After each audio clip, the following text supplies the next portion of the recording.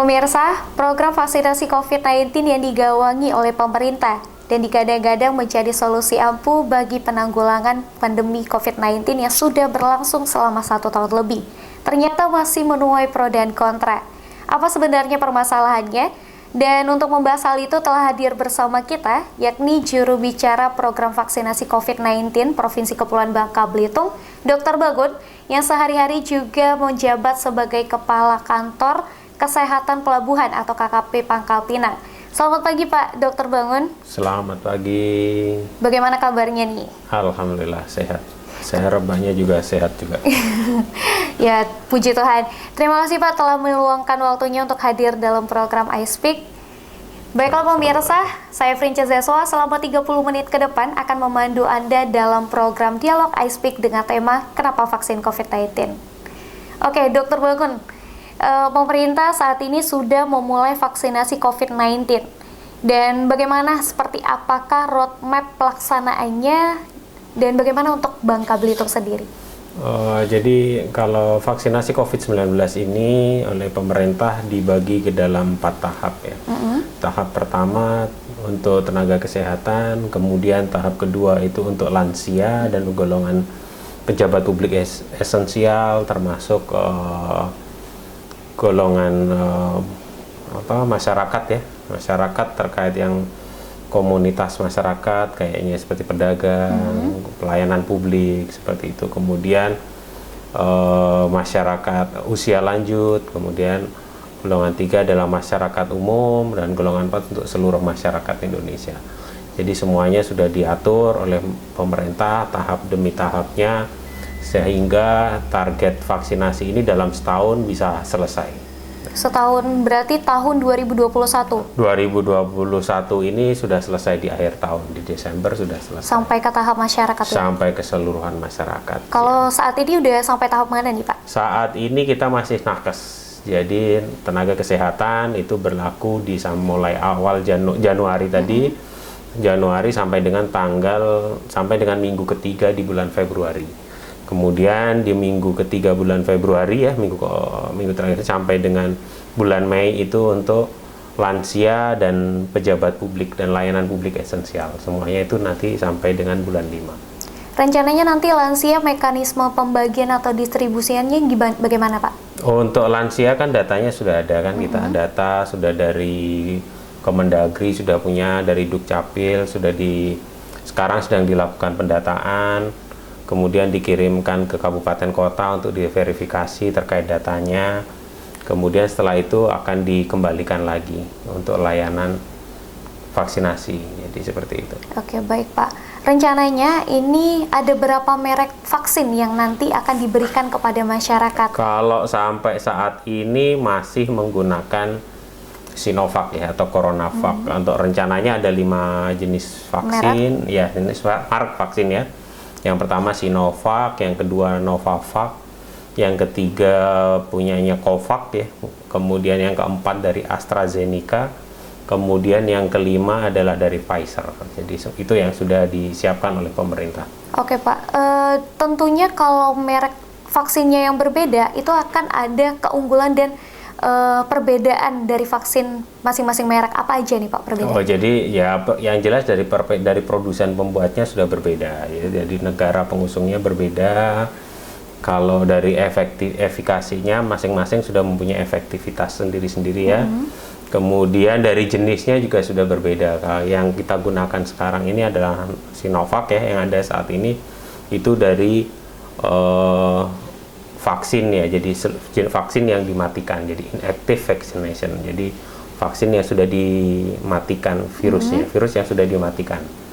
Berarti itu yang disuntikan ke dalam tubuh. Iya. Jadi betul. vaksin itu bersifat nonaktif ya Pak? Atau seperti apa? Vaksin itu jadi senyawa biologi yang disuntikan ke dalam tubuh manusia untuk mengeluarkan antibody sehingga tubuh kita kenal atau kebal terhadap suatu penyakit tertentu. Jadi sekarang kita banyak kan vaksin ya, mulai dari anak-anak sampai dewasa. Yang kita gunakan sekarang adalah untuk COVID-19 seperti itu. sampai saat ini kurang lebih itu ada 16 persyaratan bagi penerima vaksin Sinovac, Pak. Ya, boleh betul. tahu nih Pak, apa saja nih persyaratannya? Jadi syaratnya sekarang sudah ada revisi yang terakhir ya.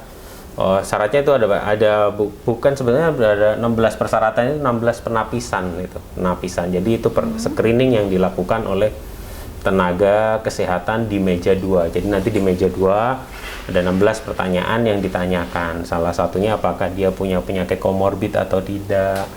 Kemudian dia punya hamil atau tidak, penyintas COVID atau tidak, dan sedangkan adanya revisi dari Juknis itu yang dulunya penyakit hipertensi itu tidak boleh, sekarang penyakit hipertensi itu sudah diperbolehkan gitu. Asalkan tensinya tidak lebih dari 180/110. Apakah memang sudah diuji klinis, Pak? Sudah.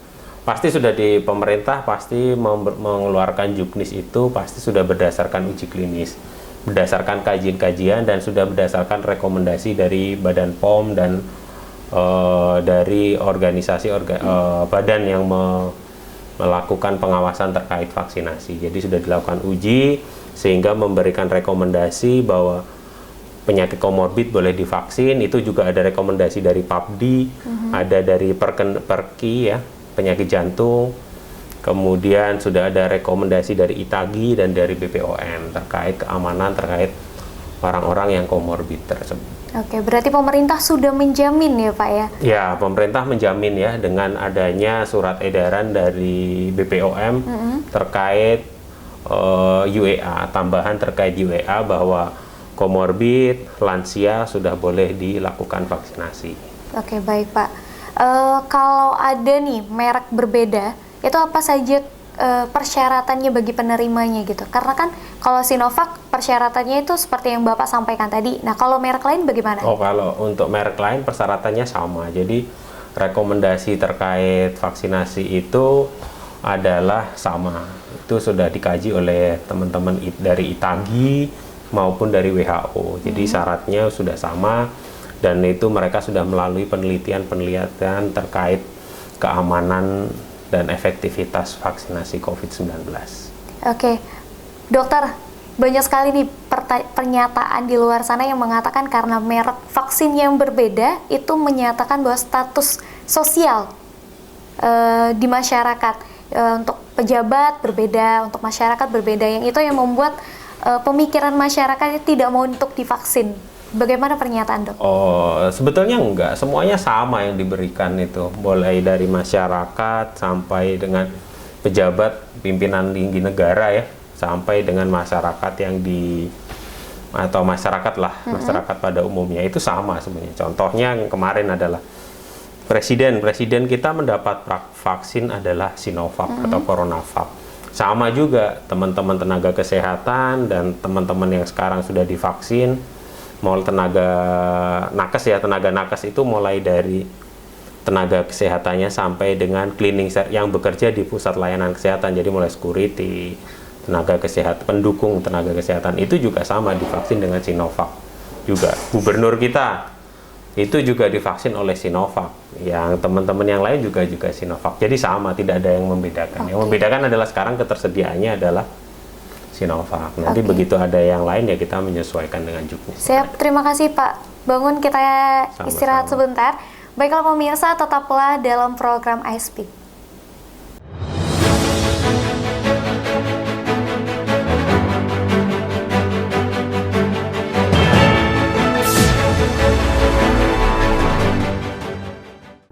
Ini berita ekonomi. Baru dan berbeda dari berita lainnya. Saya Syahna Suartono, News Update di iNews. Yang baru di iNews dengan konsep talk show hadir di prime time. Nggak cuma promosi, tapi berbagi ilmu dan informasi juga. Kenapa akhirnya beralih karyawan ke usaha sendiri selain? Hah? Hari gini masih cari kerja. Kenapa nggak jadi pengusaha? Kita mendengar kisah-kisah sukses tadi. Mau jadi pengusaha sukses? Nonton deh Kata Sandi.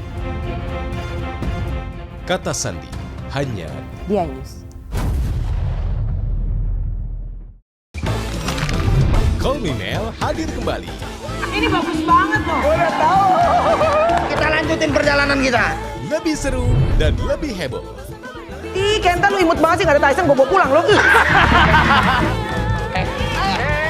Bukan aku yang milih, kan mereka yang milih aku. Halu. Maafin bucinnya. I love you Indonesia. Call Me Mel, setiap Senin dan Selasa pukul 20.15 hanya di iNews.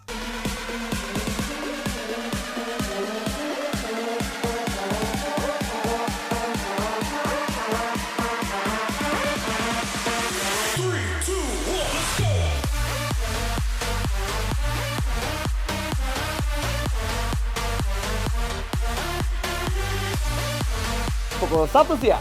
Dengan warna baru, Pastinya lebih seru lebih keren, dan lebih kepo. Intense Intense Reborns hanya di iNews.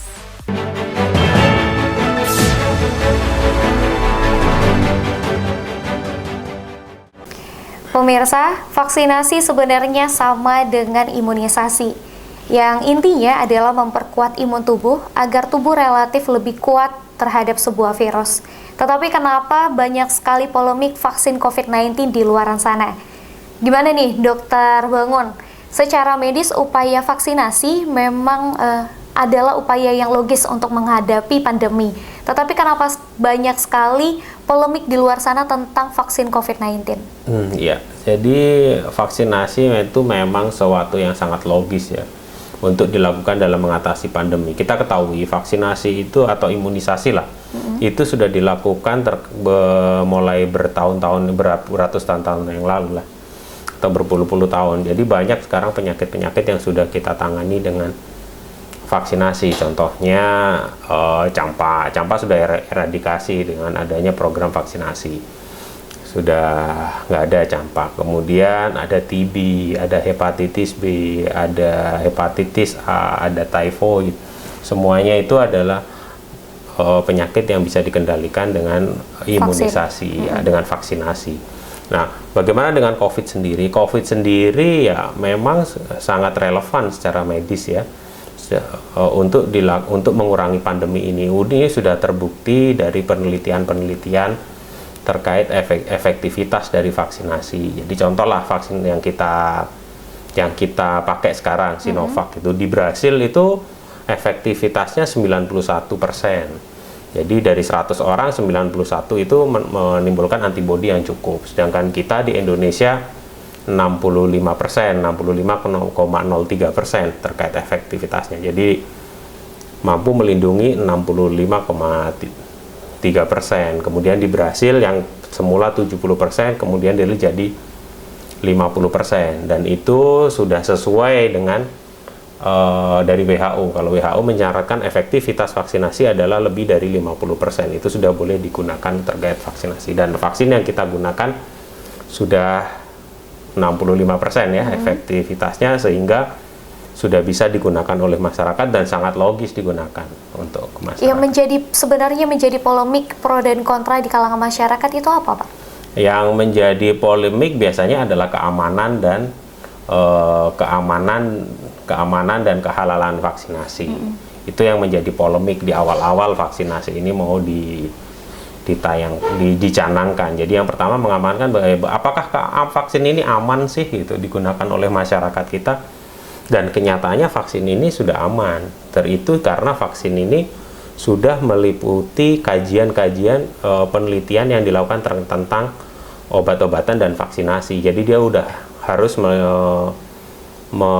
melewati uji klinis 1, fase 1, fase 2, dan fase 3. Baru bisa digunakan ke masyarakat. Dan vaksin ini sudah melewati uji klinis ketiga fase tersebut, sehingga sudah aman untuk digunakan oleh masyarakat, dan efektivitasnya adalah 65%. Itu sudah lebih tinggi daripada standar yang dikeluarkan oleh WHO dan CDC.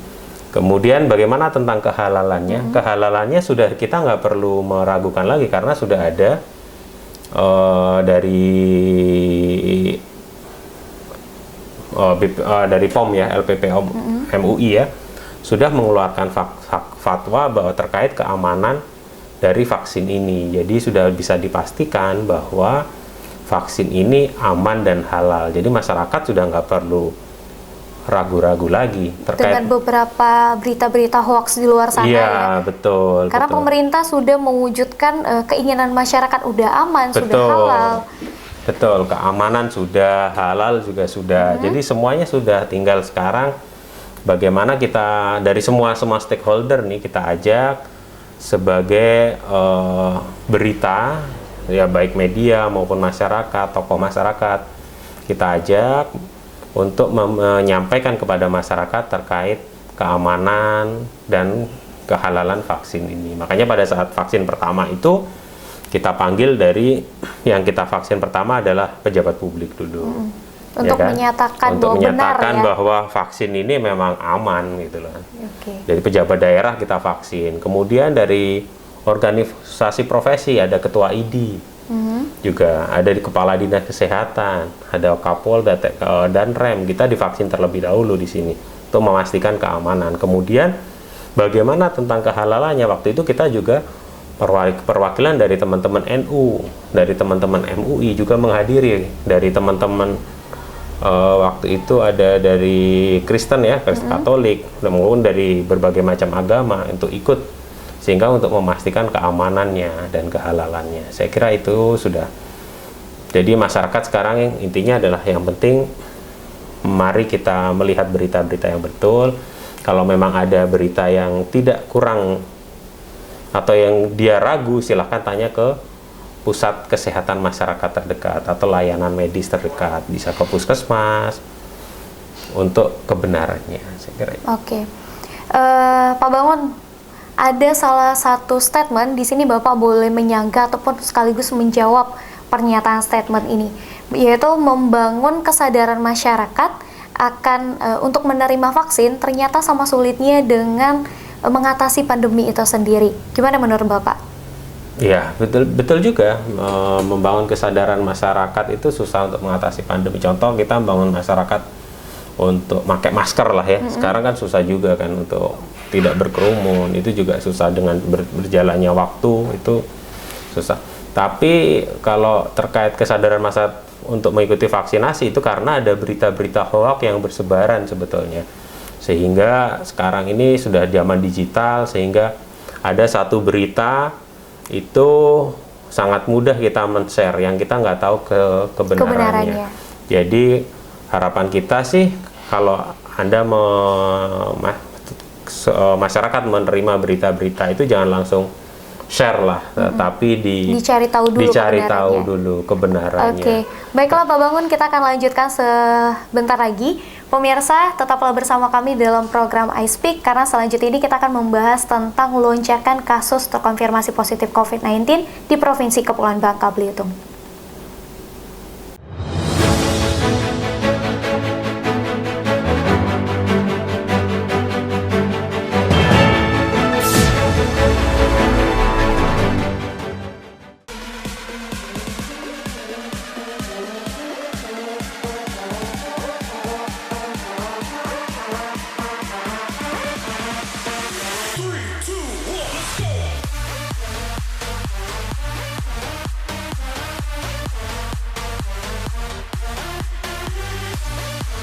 Pukul 1 siang. Dengan warna baru, Pastinya lebih seru lebih keren, dan lebih kepo.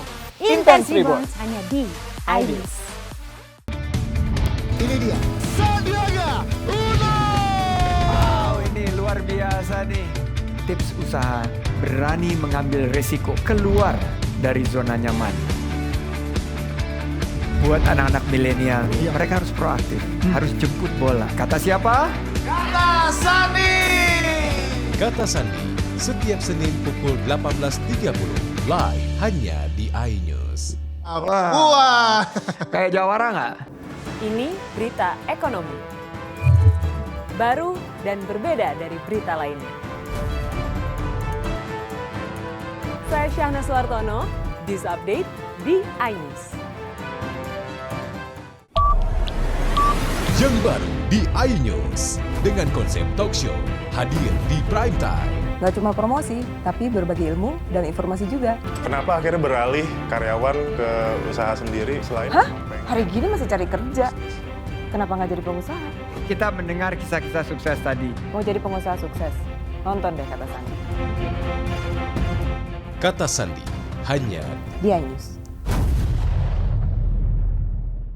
Selamat malam pemirsa.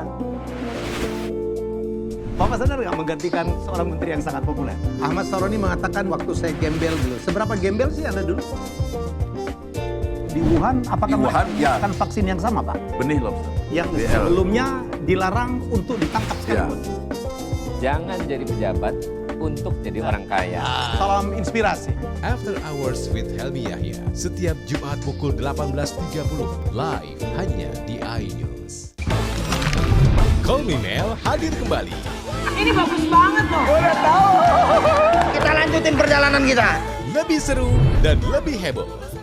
Ih, Kenta lu imut banget sih, gak ada Tyson, gue bawa pulang lo. Bukan aku yang milih, kan mereka yang milih aku. Halu. Maafin bucin ya. I love you Indonesia. Call Me Mel setiap Senin dan Selasa pukul 20.15 hanya di iNews.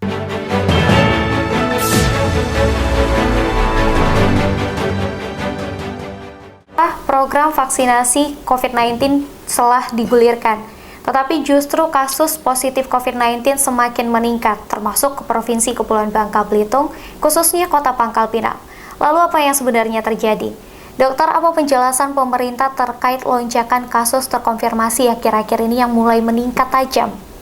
Oh, jadi terkait peningkatan kasus yang sudah terjadi itu yang jelas berarti kasus ini sudah ada di wilayah kota kita, berarti transmisi lokal sudah terjadi. Itu yang yang pertama. Yang kedua, dengan adanya peningkatan kita kasus tinggi itu menandakan teman-teman surveillance ya, teman-teman surveillance itu melakukan PE-nya bagus, berarti aktif, PE kawan-kawan itu aktif sehingga bisa menjaring kasus-kasus itu.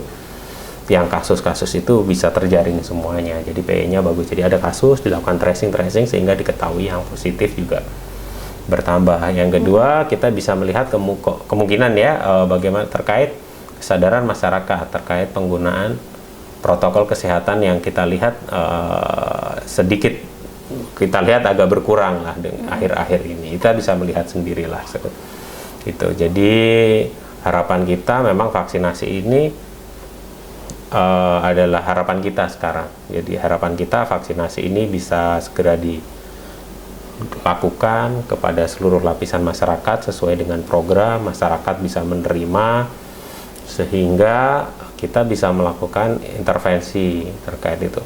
Vaksinasi itu untuk digunakan untuk orang yang sehat ya, bukan untuk orang yang sakit, sehingga dengan dilakukan vaksinasi protokol kesehatan juga harus tetap diterapkan sehingga penyebaran bisa terkontrol, masyarakat juga bisa sehat terkait dengan vaksinasi, saya kira itu. Oke, dari pernyataan Bapak tadi bahwa orang yang divaksin adalah orang yang sehat. Betul. Nah, bagaimana orang yang sudah terkonfirmasi positif? Apa kelanjutan bagi mereka gitu? Oke, jadi orang yang terkonfirmasi positif itu sudah boleh dilakukan vaksinasi. Jadi sesuai dengan juknis yang baru, orang yang terkonfirmasi atau penyintas itu boleh dilakukan vaksinasi dengan syarat dia harus lebih dari 3 bulan setelah terkonfirmasi. Jadi kalau dia sudah lebih 3 bulan, boleh dia dilakukan vaksinasi dengan ikut dosis yang awal ya 0-14. Jadi tetap mereka akan dilakukan vaksinasi karena sistem imun kemudian yang dibentuk dari terpapar itu belum cukup untuk mengatasi COVID-19. Oke, Pak Bangun, seberapa besar optimisme pemerintah terhadap vaksinasi ini? Karena yang kita ketahui aja vaksin Sinovac itu memiliki efektivitasnya 65,3% saja. Pemerintah sangat optimis terkait vaksinasi ini. Sebetulnya dengan efektivitas 65 berarti pemerintah menargetkan cakupan vaksinasi untuk tercapai herd immunity itu adalah 65%, gitu kan.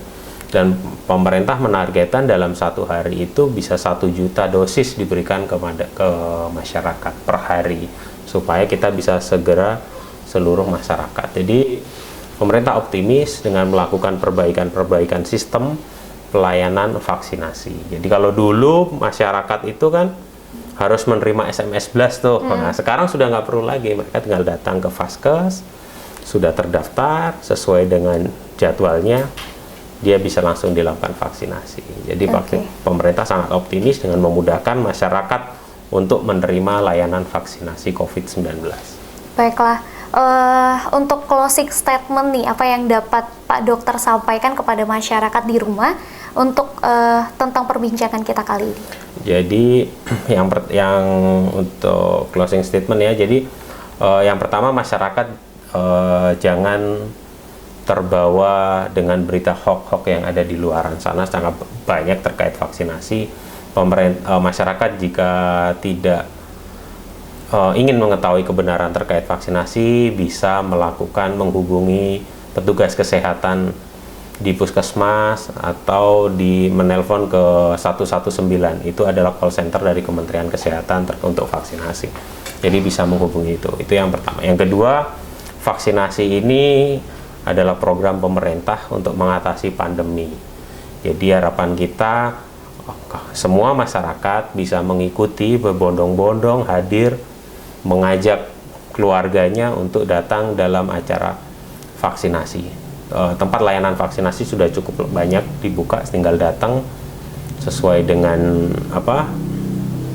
jadwal mereka, maksudnya dia di kriteria yang mana, silakan datang sesuai dengan jadwal untuk mengikuti vaksinasi supaya pandemi ini segera berakhir gitu ya. Tapi jangan lupa setelah kita melakukan vaksinasi, kita juga harus tetap menerapkan protokol kesehatan. Jadi vaksinasi ya, protokol kesehatan tetap dijaga.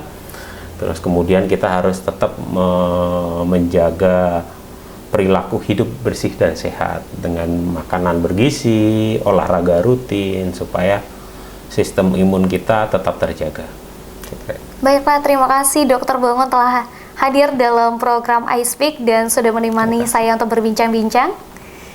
Pemirsa, program vaksinasi COVID-19 merupakan nawacita bentuk kepedulian dan serta perlindungan pemerintah terhadap rakyatnya agar tidak menjadi korban COVID-19. Namun di sisi lain, kita sebagai rakyatnya juga memiliki kewajiban untuk menjalankan program yang telah digulirkan oleh pemerintah.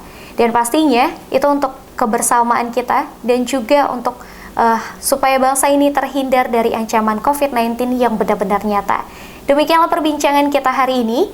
Tetap sehat, tetap produktif, dan juga tetap menerapkan protokol kesehatan. Saya Frinca Zeswa beserta kru yang bertugas mohon undur diri. Terima kasih atas kebersamaannya dan sampai jumpa.